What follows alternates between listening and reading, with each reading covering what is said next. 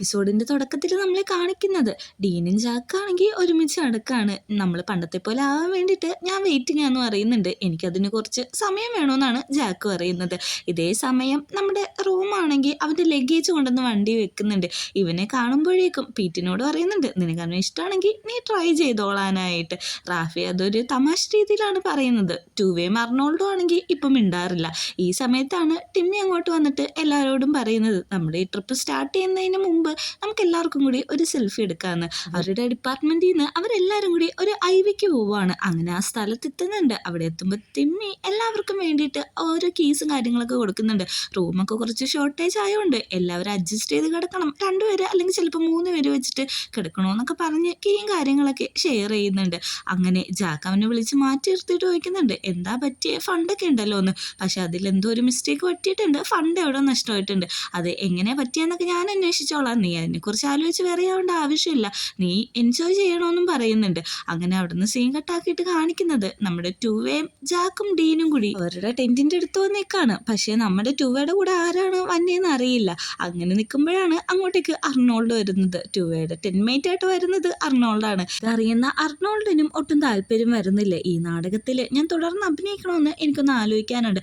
ജാക്കിൻ്റെ ഒപ്പം ഞാൻ നിന്നോട്ടെ എന്ന് ചോദിക്കുന്നുണ്ട്. അതിനെപ്പറ്റിയൊക്കെ പിന്നെ സംസാരിക്കാം, നീ എൻ്റെ ഒപ്പം നിന്നോളാൻ പറഞ്ഞിട്ട് ജാക്കാണെങ്കിൽ അവനെ ഒരുമിച്ച് കൂട്ടുന്നുണ്ട്. അങ്ങനെ അവർ രണ്ടുപേരും കൂടി അവിടുന്ന് പോവുകയാണ്. പിന്നാണെങ്കിൽ ഇത് ഇത്തിരി സങ്കടം ഉണ്ടാക്കുന്നുണ്ട്. കാരണം ഒരുമിച്ച് താമസിക്കാന്നൊക്കെയല്ലോ അവനും വിചാരിച്ചത്. അപ്പോൾ നേരെ കപ്പിൾസ് സ്വിച്ച് ആയേക്കാണ്. അങ്ങനെ നമ്മുടെ ടൂവേ നമ്മളോട് സംസാരിക്കുന്നത് കാണിക്കുന്നുണ്ട്. അവനൊന്നും മിണ്ടാൻ പറ്റാതെ ഭയങ്കര സങ്കടത്തോടെയാണ് ഇരിക്കുന്നത്.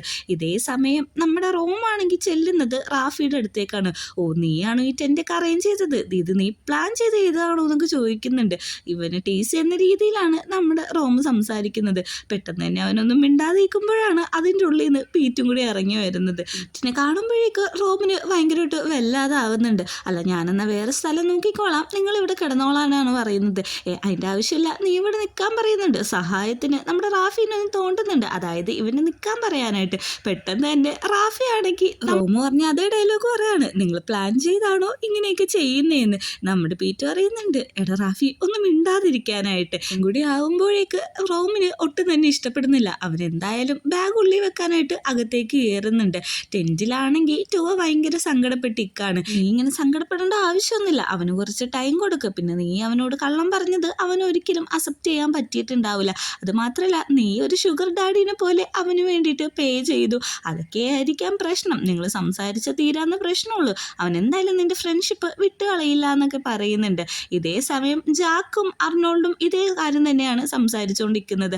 അവനൊരു നല്ല പേഴ്സണാണ്, അവൻ്റെ ഇൻറ്റൻഷൻ അതായിരുന്നില്ല, നിന്നെ പോലത്തെ ഒരു ആക്ടറിനെ അഭിനയിപ്പിക്കാമെന്നായിരുന്നു. അപ്പോൾ നമ്മുടെ അർണോൾഡിനും അവൻ്റെ തെറ്റ് മനസ്സിലാക്കുന്നുണ്ട്. അവൻ കാരണമാണ് ശരിക്കും എനിക്ക് ഇങ്ങനത്തെ ഒരു സൈഡ് ഉണ്ടെന്നും മനസ്സിലായെന്ന് നമ്മുടെ അർണോൾഡ് പറയുന്നുണ്ട്.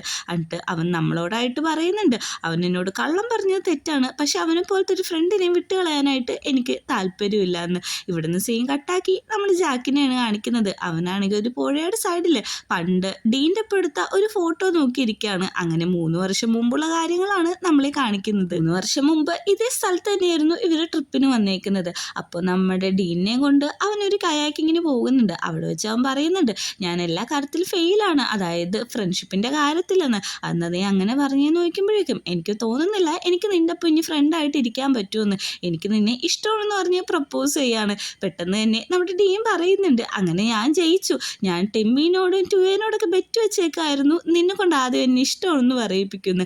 അങ്ങനെ നീ എന്നെ ബോയ് ഫ്രണ്ട് ആക്കിയെന്ന് പറഞ്ഞാൽ അവൻ ഭയങ്കര എക്സൈറ്റഡ് ആയിട്ട് അവിടെ കിടന്ന് വിളിച്ചു പോവാണ്. ഈ കാര്യമൊക്കെ പ്രസൻറ്റിൽ നമ്മുടെ ജാക്ക് ആലോചിക്കുന്നുണ്ട്. ഇങ്ങനെ ഇരിക്കുമ്പോഴാണ് അങ്ങോട്ടേക്ക് ഡീൻ വരുന്നത്. എന്താ ഇങ്ങനെ ചിരിച്ച് ആലോചിച്ചിരിക്കുന്നതെന്ന് ചോദിക്കുമ്പോഴേക്കും ഞാൻ നിന്നെ വെയിറ്റ് ചെയ്തുകൊണ്ടിരിക്കായിരുന്നു എന്ന് അറിയുന്നുണ്ട്. പണ്ട് നീ എന്നെ പ്രപ്പോസ് ചെയ്ത് ഓർമ്മയുണ്ടോ എന്ന് ചോദിക്കുന്നുണ്ട്. ആ ഒരു തെറ്റ് ഞാൻ ചെയ്തിട്ടുണ്ട് എന്ന് പറയുന്നുണ്ട്. പണ്ടത്തെ പോലെ തന്നെ രണ്ടുപേരും കൂടി ഇപ്പോൾ കയാക്കിങ്ങിനും കാര്യങ്ങൾക്കൊക്കെ പോകുന്നുണ്ട്.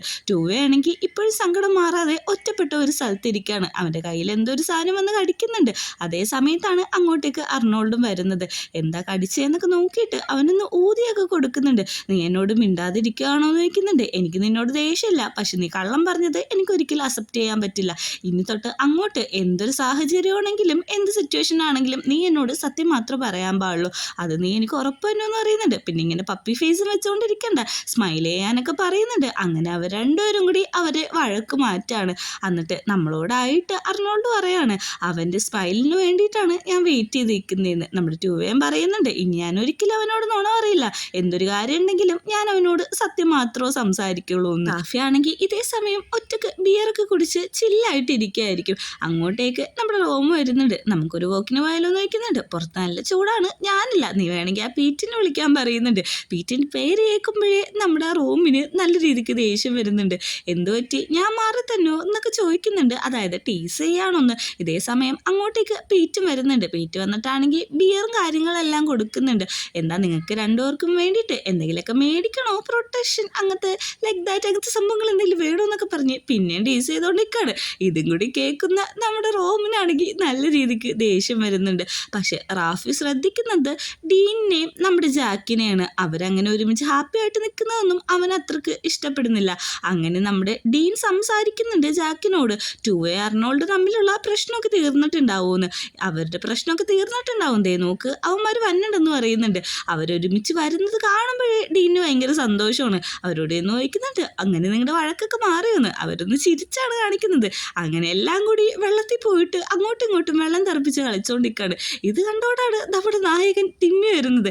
അവൻ വന്നിട്ട് പറയുന്നുണ്ട്, എനിക്ക് വേണ്ടി നിങ്ങൾ ആരും കാത്തിരുന്നില്ല, നിങ്ങൾക്ക് ഇന്ന് മനുഷ്യരാണെന്ന് പറഞ്ഞിട്ട് അവൻ്റെ ഡ്രസ്സ് ഊരിയിട്ട് ഓടി വെള്ളത്തിട്ട് ഭ്രാന്ത് പിടിച്ച പോലെ ഇറങ്ങാണ്. എന്നിട്ട് എല്ലാവരും കൂടി അവിടെ കിടന്ന് കളിച്ച് പറയുന്നുണ്ട്. അങ്ങനെ രാത്രി ആവുമ്പോഴേക്കും ഒരു അനൗൺസ്മെൻ്റ് ആണ് അത് നമ്മൾ കേൾപ്പിക്കുന്നത്.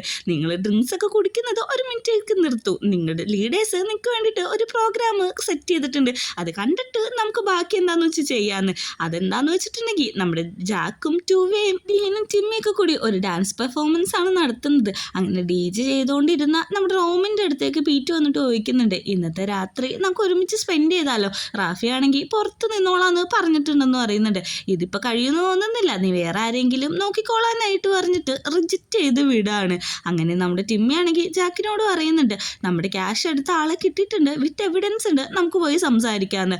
അങ്ങനെ അയാളെ കണ്ടുപിടിക്കുന്നുണ്ട്. വേറെ ആരുമല്ല, അത് പീറ്റ് തന്നെയായിരിക്കും. പീറ്റിനോട് പറയുന്നുണ്ട്, നിനക്ക് നാണമില്ലേ ഇങ്ങനെ ഇതിൽ നിന്നൊക്കെ പൈസ എടുക്കാൻ, 2000 ബാത്ത് ഉണ്ടായിരുന്നു, അതിൽ നിന്ന് 1000 ബാത്ത് നീ എടുത്തിട്ടുണ്ട്. 1000 എന്ന് വെച്ചിട്ടുണ്ടെങ്കിൽ 10,000 ബാത്ത്.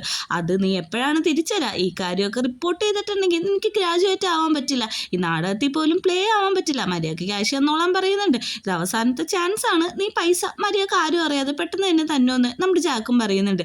ഈ ഒരു കാര്യം കൊണ്ട് ജാക്ക് ഭയങ്കര ഫ്രസ്ട്രേറ്റ് ആയിട്ട് നിൽക്കുകയാണ്. അതേസമയം അങ്ങോട്ടേക്ക് നമ്മുടെ ഡീൻ വരുന്നുണ്ട്. ഞാനിപ്പോൾ നല്ല മൂഡിലാണ്, നമുക്ക് റൂമിട്ട് പോയാലോ എന്ന് ചോദിക്കുമ്പോഴേക്ക് എനിക്ക് താല്പര്യമില്ല, പിറ്റേ ദിവസം ഓടാൻ പോകാനുണ്ടെന്ന് പറയുന്നുണ്ട്. നാളെ ഓടാൻ ഞാനും വരാമെന്ന് പറയുന്നുണ്ട്. അതുമാത്രമല്ല എനിക്കിങ്ങനെ ഡ്രിങ്ക് ഒക്കെ ചെയ്തുകൊണ്ട് ഇങ്ങനെ നിൽക്കാൻ താല്പര്യമില്ല എന്ന് പറയുന്നുണ്ട്. ഒരു കിസ് കൊടുക്കാൻ പോകുന്ന നമ്മുടെ ഡീനാണെങ്കിൽ അവിടെ തന്നെ മയങ്ങി വീഴാണ്. അവൻ അത്രക്കും ഡ്രങ്കഡാണ്. നമ്മുടെ ടൂവേയും അർണോൾഡും കൂടി ഡ്രിങ്ക്സ് കുടിച്ചുകൊണ്ട് നിൽക്കുന്നുണ്ട്. ടൂവേ ആണെങ്കിൽ ഫുള്ള് പറയുന്നത് സോറി, ഇനി ഞാൻ കള്ളം പറയില്ല എന്നൊക്കെയാണ്. ഇതന്നെ നീ ഇപ്പോൾ കുറേ പ്രാവശ്യം പറഞ്ഞില്ലേ, ഇനി മതിയാക്കാനൊക്കെ അർണോൾഡും പറയുന്നുണ്ട്.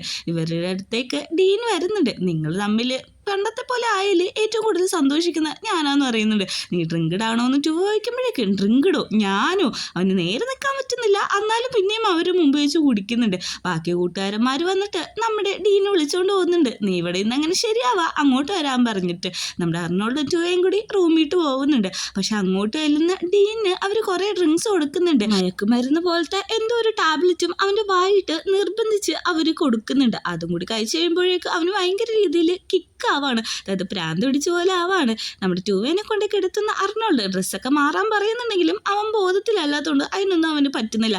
അതുകൊണ്ട് അർണോൾഡ് തന്നെ ഷൂസും കാര്യങ്ങളും എല്ലാം ചേഞ്ച് ചെയ്ത് കൊടുക്കുന്നുണ്ട്. അവനവിടെ കിടത്തുമ്പോഴേക്കും നമ്മുടെ ടൂവേ ആണെങ്കിൽ അവനെ അടുത്തേക്ക് പിടിച്ച് വലിക്കാണ്. പക്ഷെ ടൂവക്ക് ബോധമില്ലാത്തതുകൊണ്ട് തന്നെ അപ്പം തന്നെ പിന്നെ കിടന്ന് ഉറങ്ങിപ്പോവാണ്. റാഫി ആണെങ്കിൽ റൂമിൽ ഉറങ്ങാതെ കിടക്കുന്ന സമയത്ത് നമ്മുടെ റൂം അവന് മെസ്സേജ് അയക്കുന്നുണ്ടായിരിക്കും, നീ ഒന്ന് പുറത്തേക്ക് വാ, നമുക്ക് മീറ്റ് ചെയ്യാമെന്ന് പറഞ്ഞിട്ട്. അവൻ പീറ്റ് ഉറങ്ങിയെന്ന് വെച്ചിട്ട് അവിടെ നിന്ന് എണീറ്റ് പോകുന്നുണ്ട്. പക്ഷെ പീറ്റ് ഉറങ്ങിയിട്ടുണ്ടായില്ല, ഇതേപോലെ അഭിനയിച്ച് അവിടെ കിടക്കുമായിരുന്നു.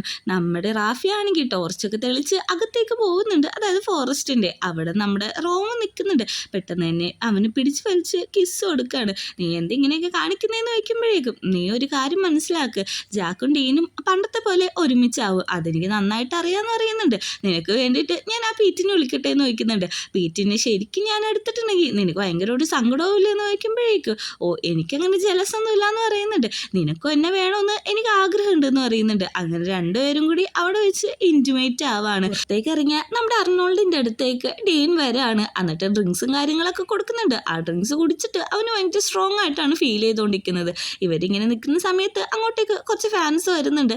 നിങ്ങളുടെ ഫോട്ടോസും വീഡിയോസും ഒക്കെ എടുത്തോട്ടെ, ഒരു ചിക്കീസൊക്കെ കൊടുക്കാൻ പറയുന്നുണ്ട്. അവർ കുറച്ച് പോസൊക്കെ ചെയ്യുന്നുണ്ട്. പക്ഷെ അവർക്ക് അത്ര ഒന്നും മതിയായിട്ടില്ല. ഇനിയും വേണം, ഇനിയും വീഡിയോസ് എടുക്കണമെന്നൊക്കെയാണ് പറഞ്ഞുകൊണ്ടിരിക്കുന്നത്. അവസാനം നമ്മുടെ ചെക്കന്മാർ രണ്ടുപേരും കൂടി അവിടെ നിന്ന് ഇറങ്ങി അങ്ങ് ഓടിയിട്ട് ഒരു ഫോറസ്റ്റിൻ്റെ ഉള്ളിൽ തന്നെയാണ് കയറുന്നത്. അതായത് നമ്മുടെ റാഫി റോമൊക്കെ കയറിയ അതേ ഫോറസ്റ്റ് അങ്ങോട്ട് ചെല്ലുന്നുണ്ട്. നമ്മുടെ കെമിസ്ട്രി ശരിക്കും അടിപൊളിയാണ്, നീ നന്നായിട്ട് തന്നെ പെർഫോം ചെയ്യുന്നുണ്ടെന്നൊക്കെ പറയുന്നുണ്ട്.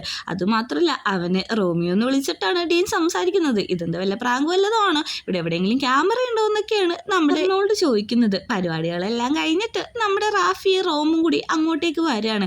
അപ്പോഴാണ് ഇവന്മാർ അവിടെ നിൽക്കുന്നത് കാണുന്നത്. ഇവന്മാർ ഡാൻസ് കളിക്കാനൊക്കെ ആയിട്ട് പോകുന്നുണ്ട്. പക്ഷെ ഡീനാണെങ്കിൽ അർണോൾഡിനെ കിസ് ചെയ്യാനായിട്ട് ഇനിഷ്യേറ്റീവ് എടുക്കുകയാണ്. കിസ് ചെയ്യും എന്നുള്ളൊരു സ്ഥിതി എത്തിയപ്പോൾ അർണോൾഡായിട്ട് തന്നെ മാറിക്കൊടുക്കുകയാണ്. ഇത് ഇവന്മാർ രണ്ടുപേരും കാണുന്നുണ്ട്. അവർ ഭയങ്കരമായിട്ട് ഷോക്കാവുന്നുണ്ട്. കാരണം ജാക്കിൻ്റെ ഒപ്പം റിലേഷൻഷിപ്പിന് ഡീനിന് ഭയങ്കര താല്പര്യമാണല്ലോ. പിറ്റേ ദിവസം രാവിലെ ജാക്കിൻ്റെ ഒപ്പം മോർണിംഗ് വാക്കിന് പോകുന്നുണ്ട്.